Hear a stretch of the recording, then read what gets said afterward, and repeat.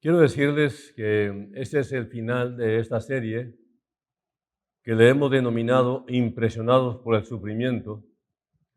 Y este es el estudio número 5, lección número 5. Y le hemos titulado La dignidad de sufrir por Cristo. Quiero aclarar que los cristianos no somos masoquistas, no nos gusta el dolor, no nos gusta la persecución, no nos gusta que nos lastimen, ¿verdad? Pero aquí quiero aclarar acerca de esto para terminar esa serie, que el sufrir por Cristo siempre va a ser una parte de nuestra vida, porque la Biblia dice que el que quiera vivir piadosamente va a sufrir persecución, ¿verdad? Entonces, en Filipenses capítulo 1, versículos 21 al 26, el apóstol Pablo dice algo muy interesante que nos llama la atención y que no lo malinterpretemos. Dice él, porque para mí el vivir es Cristo y el morir es ganancia. Mas si el vivir en la carne resulta para mí en beneficio de la obra, no sé entonces qué escoger, porque de ambas cosas estoy puesto en estrecho, teniendo deseo de partir y estar con Cristo, lo cual es muchísimo mejor. Pero quedar en la carne es más necesario por causa de vosotros, y confiado en esto, sé que quedaré, que aún permaneceré con todos vosotros para vuestro provecho y gozo de la fe, para que abunde vuestra gloria en mí, en Cristo Jesús, por mi presencia otra vez entre vosotros. Dice, el vivir es Cristo, ¿no? Él dice, el vivir es Cristo. Y eso está en Filipenses 1:21, que leímos. Ahora, ¿qué significa? ¿Qué significa esto? Bueno, en Filipenses 1:21 que leímos dice, porque para mí el vivir es Cristo y el morir es ganancia. La mayoría de la gente se enfoca en la segunda parte del versículo, morir es ganancia, y contempla las alegrías del cielo. Sin embargo, no debemos pasar por alto lo que está antes, ¿no? Dice, el vivir es Cristo. O sea, no se puede subestimar esta hermosa frase de vivir es Cristo, porque esta frase debería ser fundamental en la vida de todo cristiano en su experiencia. Ahora, en esta afirmación el apóstol Pablo está diciendo que todo lo que ha intentado ser, todo lo que es y todo lo que esperaba ser, apuntaba siempre a Cristo.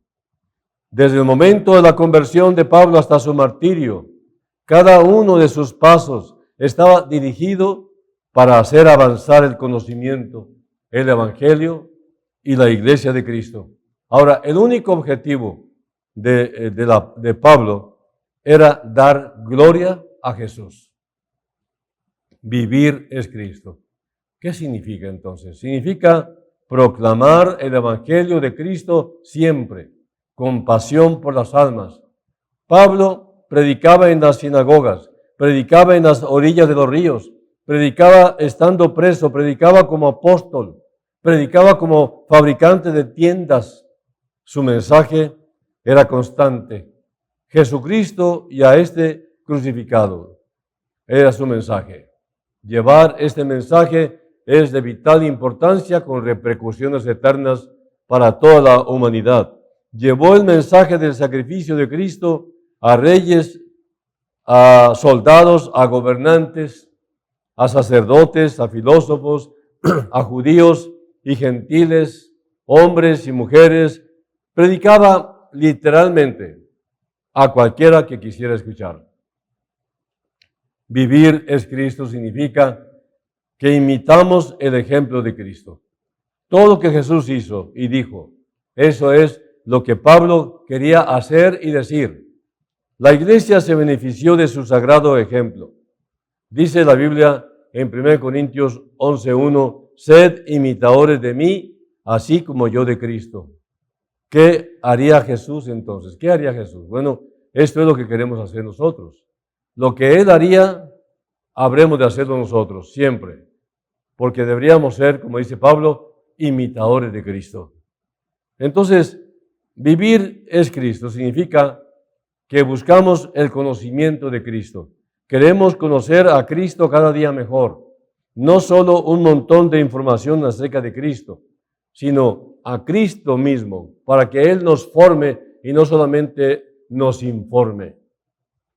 A fin de conocerle, dice Filipenses 3, 10 y 11, y el poder de su resurrección y la participación de sus padecimientos, llegando a ser semejantes a Él en su muerte, si en alguna manera llegase a la resurrección de entre los muertos. Qué hermosas notas que Dios me dio a través de otros siervos de Dios. Realmente me iluminan el conocimiento y me llevan a la parte práctica para hacerlo. Porque vivir es Cristo significa que estamos dispuestos a renunciar a todo lo que nos impide tener a Cristo. El testimonio de Pablo al respecto, pero cuanta cosa eran para mí ganancia, dice él, las he estimado como pérdida por amor de Cristo. Y ciertamente aún estimo todas las cosas como pérdida por la excelencia del conocimiento de Cristo Jesús, mi Señor, por amor del cual lo he perdido todo y lo tengo por basura, para ganar a Cristo y ser hallado en Él. Filipenses 3, 7 al 9. Así que nos aferramos a la promesa de nuestro Señor en Marcos 10, 29 y 30, de que nuestros sacrificios por causa de Jesús serán devueltos al 100%, al 100%.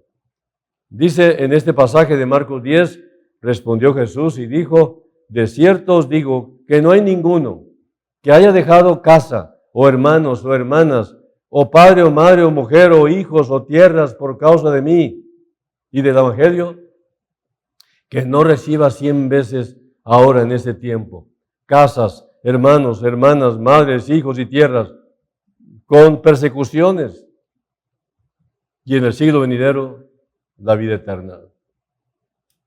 Vivir es Cristo. Significa que Cristo es nuestro enfoque, nuestra meta y nuestro mayor deseo. Cristo es el punto central de nuestra mente, corazón, cuerpo y alma. Todo lo que hacemos, lo hacemos para la gloria de Cristo.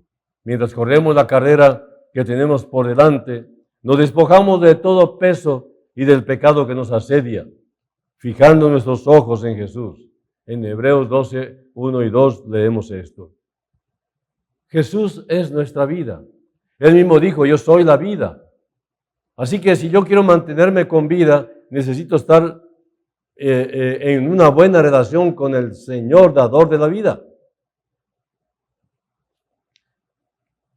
En Filipenses 1, 21, 26, que leímos, la falta de temor de Pablo en cuanto a la muerte, porque él no tenía temor a la muerte, y él como afecto a su forma de ver como si fue parte integral de su propio ministerio. En todas partes donde él iba, él tenía problemas, pero no era un asunto de su personalidad, era un asunto del que lo envió. La gente realmente agrede al embajador, pero el embajador no es el Señor.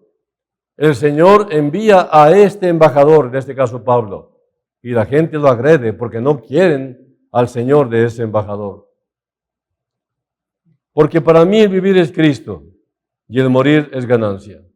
Pablo sabía que la muerte no era una derrota para el cristiano, es meramente una graduación para la gloria, una ganancia neta para el cristiano. La muerte de Pablo en su debido tiempo sería una ganancia en dos sentidos.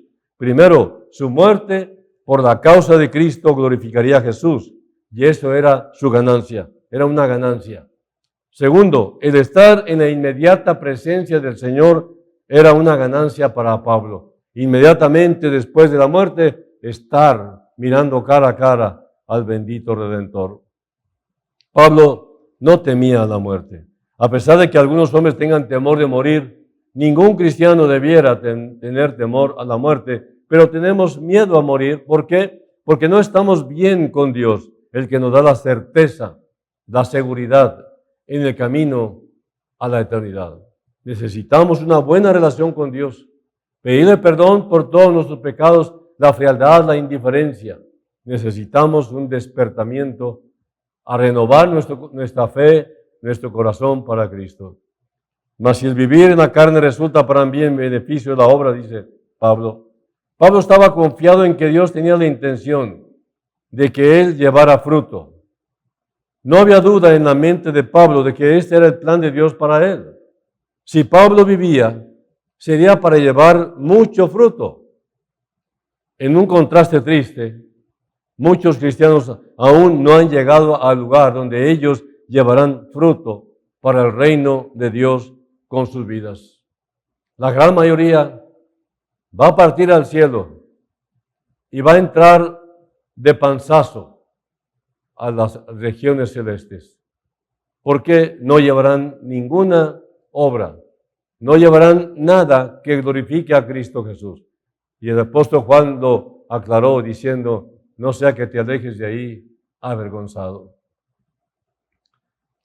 Porque de ambas cosas estoy puesto en estrecho, sabiendo que su muerte sería una ganancia para el Evangelio y para él en particular. Pablo estaba indeciso entre el estar con el Señor o el continuar el ministerio para los filipenses y los demás. Porque él dice, teniendo deseo de partir y estar con Cristo. Es fuerte el decirlo, pero uno puede decir que Pablo de alguna manera quería morir. De hecho, deseo dice, como una descripción de un anhelo fuerte. Yo deseo. Él dijo que él tenía un deseo para partir y el deseo era fuerte. Y la palabra griega tiene mucha fuerza en este vocablo. Él suspiraba, él anhelaba ya no estar aquí. Esto lo dijo Charles Spurgeon. Algunos hombres han deseado morir, apoderados por la penumbra, por la melancolía, el sufrimiento, la oscuridad que conduce al suicidio. Muchos desean morir, pero no en el sentido que Pablo decía. Desean morir porque están acobardados y quieren irse porque ya no aguantan más su estado actual. Algunos han estado tan cansados de este mundo y de la crueldad de otros que han pensado que la muerte es mejor. Algunos han querido morir en la crisis de algún tipo de sufrimiento. El deseo de partir de Pablo no tenía nada en común con estas actitudes de los hombres. Pablo quizás tenía muchas motivaciones para partir. El ir al cielo significaba que él al fin terminaría con el pecado y la tentación. Descansaría. El ir al cielo significaba que él vería a más hermanos y hermanas, los cuales habían ido al cielo antes que él. Y más que todo, el ir al cielo significaba que estaría finalmente con Cristo, presencialmente, de una manera cercana y mucho mejor que antes. Teniendo deseo de partir, insisto en este punto. Pablo hacía mucho énfasis en este punto. Pablo sabía que si él partía, el viaje no sería largo. Y luego continúa diciendo, pero quedar en la carne es más necesario por causa de vosotros. Pablo entendió que otros aún necesitaban de él, que su obra aún no terminaba. Así que al permitir la posibilidad de su martirio, él le dijo a los filipenses que él esperaba que fuera escatimado en esta ocasión, es decir, burlado, perseguido otra vez. Sé que quedaré, dice, que aún permaneceré con todos ustedes. Pablo sobrevivió a la prisión, fue liberado, fue martirizado, luego en Roma, él murió. Él sí fue a visitar a los filipenses otra vez. Para que abunde vuestra gloria de mí en Cristo Jesús, por mi presencia otra vez entre vosotros. Pablo tuvo que sufrir, pero Dios le concedió volver a ver a sus discípulos filipenses para poder compartir estas experiencias. La amistad de Pablo con los filipenses era tan íntima que él sabía que ellos tendrían gozo de verle otra vez. La Biblia habla mucho acerca del sufrimiento por amor a Cristo. En la época en que fue escrito el Nuevo Testamento, los seguidores de Jesús eran víctimas de desprecio por sus propias familias y sus comunidades. Algunas de las peores persecuciones vinieron de los líderes religiosos. Jesús dijo a sus discípulos: bienaventurados los que padecen persecución por causa de la justicia, porque de ellos es el reino de los cielos. Él recordó a sus discípulos: si el mundo os aborrece, sabed que a mí me ha aborrecido antes que a vosotros. El apóstol Pablo dice en 2 Timoteo 3:12, todos los que quieren vivir piadosamente en Cristo Jesús padecerán persecución. Al igual que en los tiempos bíblicos, muchos cristianos hoy en día han encontrado en algunos lugares que hacer una declaración pública de fe en Cristo puede resultar en prisiones, palizas, tortura o muerte. A menudo aquellos de nosotros que vivimos en naciones libres, hasta hoy, temblamos al pensar en eso. Si se pierde la libertad de compartir la palabra de Dios y empieza la persecución, tenemos temor a eso. Pero nos sentimos relativamente seguros en sus promesas y las promesas del Señor. Entendemos que hay miles de personas que sufren diariamente por amor a Cristo y estamos agradecidos de que no tengamos que hacerlo. Pero ¿hay solo un tipo de persecución? Hay muchas maneras en que se puede perseguir a un creyente. Jesús dice claramente lo que significa seguirlo. Si alguno quiere venir en pos de mí, niéguese a sí mismo, tome su cruz cada día y sígame. Porque todo el que quiera salvar su vida, la perderá. Y todo el que pierda su vida por causa de mí, éste la salvará. Pues, ¿qué aprovecha el hombre si gana todo el mundo y se destruye o se pierde a sí mismo? Eso está en Lucas 9, 23 al 25. Nuestra comprensión moderna de la frase tome su cruz y sígame es frecuentemente inadecuada. En los días de Jesús, la cruz siempre simbolizaba la muerte. Cuando un hombre llevaba una cruz, él ya había sido condenado a morir en ella. Jesús dijo que para seguirlo uno debe estar dispuesto a morir. No todos enfrentamos la muerte de un mártir. La historia registra muchos casos de siervos de Dios que tuvieron que pasar por tal experiencia. Aquí vemos la crueldad terrible de los seres humanos. Su naturaleza corrupta, su naturaleza pecaminosa los hace viles y crueles con los que pregonan la verdad. No todos seremos encarcelados, no todos seremos golpeados o torturados por nuestra fe. ¿Qué clase de muerte quiso decir Jesús aquí entonces? Pablo explica en Gálatas 2:20, con Cristo estoy juntamente crucificado, y ya no vivo yo, mas vive Cristo en mí. Y lo que ahora vivo en la carne, lo vivo en la fe del Hijo de Dios, el cual me amó y se entregó a sí mismo por mí. Seguir a Cristo significa morir a nuestra manera de hacer las cosas. Consideramos que nuestra voluntad, nuestros derechos, nuestras pasiones y nuestras metas son crucificados en la cruz con Él. Nuestro derecho a dirigir nuestras vidas está muerto para nosotros.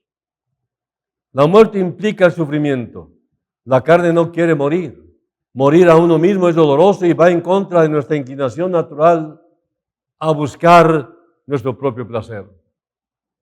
Pero no podemos seguir a Cristo y a la carne a la vez. Jesús dijo, ninguno que poniendo su mano en el arado mira hacia atrás es apto para el reino de Dios. Pablo sufrió más que la mayoría por causa de Jesús. Él le dijo esto a los cristianos de Filipos, porque a vosotros os es concedido a causa de Cristo, no solo que creáis en Él, sino también que padezcáis por Él. Filipenses 1:29.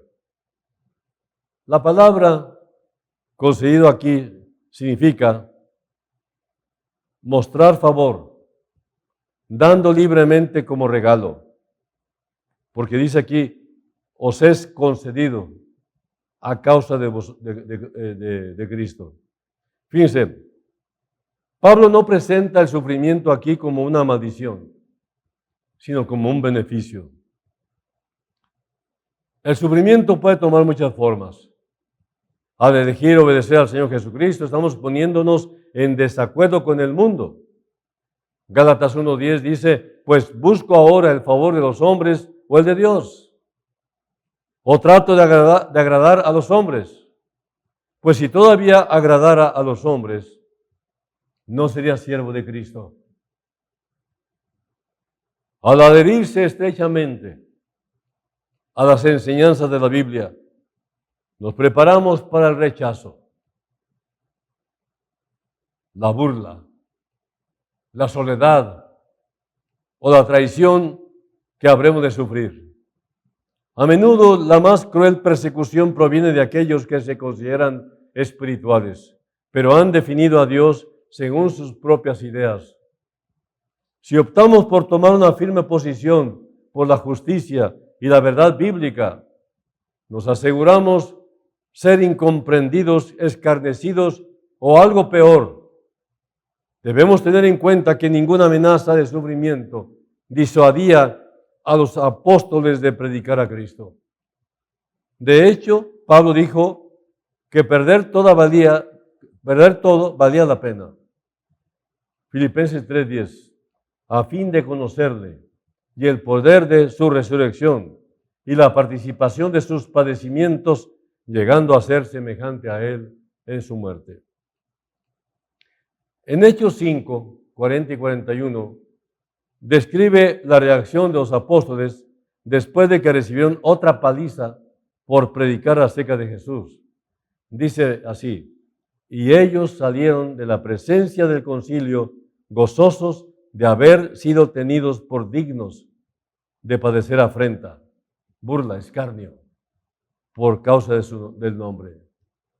El sufrimiento de alguna forma siempre va a ser una parte de ser un verdadero seguidor de Cristo. Jesús dijo que el camino que lleva a la vida es difícil.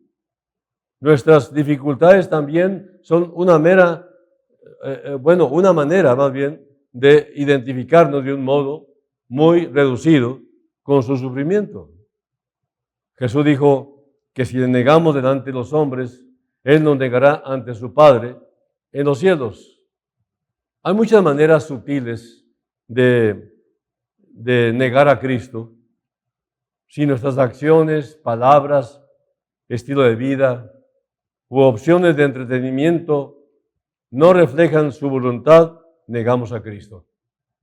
Si pretendemos conocerlo a Él, pero vivimos como si no, entonces negamos a Cristo. Muchas personas eligen estas formas de negar a Cristo porque no quieren sufrir por Él. A menudo, nuestro mayor sufrimiento proviene del interior cuando batallamos para tener control sobre un corazón que debe morir a su propia voluntad y entregarse al señorío de Cristo. Finalmente les digo, en cualquier forma que se presente el sufrimiento, debemos aceptarlo como una insignia de honor y un privilegio en el cual nos gozamos, tal como los apóstoles, de haber sido tenidos por dignos de padecer afrenta por causa del nombre del Señor Jesús. Realmente podemos entender muchas cosas más, podemos extender este tema, pero quiero terminar diciendo, según la tradición, Pablo fue ejecutado por decapitación en Roma, y aunque las circunstancias exactas de su juicio y muerte nunca se documentaron. Sabemos por las Escrituras que Pablo pasó sus últimos días viviendo en las deplorables condiciones de una prisión romana, esperando su ejecución. Seguro de que su muerte estaba próxima, Pablo escribió a su amado protegido Timoteo: porque yo ya estoy para ser sacrificado, y el tiempo de mi partida está cercano. He peleado la buena batalla, he acabado la carrera, he guardado la fe. Por lo demás, me está guardada la corona de justicia, la cual me dará el Señor, juez justo, en aquel día. Y no solo a mí, sino también a todos los que aman su venida. Según de Timoteo 4, 6 al 8. El Señor le había revelado a Pablo que pasaría sus días sufriendo en el nombre de Cristo. Desde entonces Pablo vivió preparado para morir. Y como dice en Filipenses 1, 20 y 21 una vez más, ¿no? Porque para mí el vivir es Cristo y el morir es ganancia. Es muy importante tener en mente esto. Fíjense, aquí literalmente, lo vuelvo a leer, ¿no? Dice: conforme a mi anhelo y esperanza de que en nada seré avergonzado, antes bien, con toda confianza como siempre, ahora también será magnificado Cristo en mi cuerpo, o por vida o por muerte, porque para mí el vivir es Cristo y el morir es ganancia. Filipenses 1, 20 y 21. Ahora, basándonos en el libro de los Hechos y en los epístolas de Pablo, sabemos que Pablo fue un hombre muy decidido, que soportó brutales ataques físicos, opresión y maltrato en su empeño para dar a conocer a Cristo. Por fin terminó su carrera. Pablo murió anciano, 60 años aproximadamente, en las condiciones de aquel tiempo. Murió mártir, héroe de la fe para los creyentes de todos los siglos posteriores. Permítame una ilustración final. El gran evangelista Billy Sunday cuenta de cierto buque que, como consecuencia de una avería que hacía agua, la que inútilmente trataban de sacar los tripulantes manejando las bombas, la entrada del líquido elemento superaba sus esfuerzos, viendo lo cual el capitán mandó formar la tripulación y entonces dijo: es inútil fatigarse más, ya que solo retardamos nuestra muerte. El remedio consistiría en que alguien expusiera su vida en favor de los demás, tratando de taponear la apertura del agua. La empresa es arriesgadísima, pero es la única esperanza. ¿Quién se decide? Todos comprendieron la necesidad de tal sacrificio, pero cada uno pensaba: ojalá que algún otro se ofrezca. Los momentos pasaban en silencio, haciéndose la situación cada vez más angustiosa. Entonces una voz rompió el silencio: yo iré, Padre mío. El padre de este joven no podía negarse a tal ofrecimiento y con el corazón dolorido dio el último abrazo al hijo, lanzándose sin pérdida de tiempo a las aguas, dispuesto a la peligrosa tarea. Pronto se dejó sentir el efecto de esta ayuda externa. Las aguas disminuyeron, cesaron rápidamente, pero el hijo del capitán no reaparecía. Su cuerpo fue hallado después, entremetido en la abertura. Todos comprendieron lo ocurrido. El joven no halló más rápida manera de atajar el paso de las aguas, cuyo empuje hacía inútil todo otro intento. Todos lloraron de emoción ante su cadáver, exclamando: lo hizo por nosotros. Él murió en nuestro lugar. En el caso de Cristo, Él murió en nuestro lugar, el justo por los injustos, para llevarnos a Dios. Que Dios los bendiga.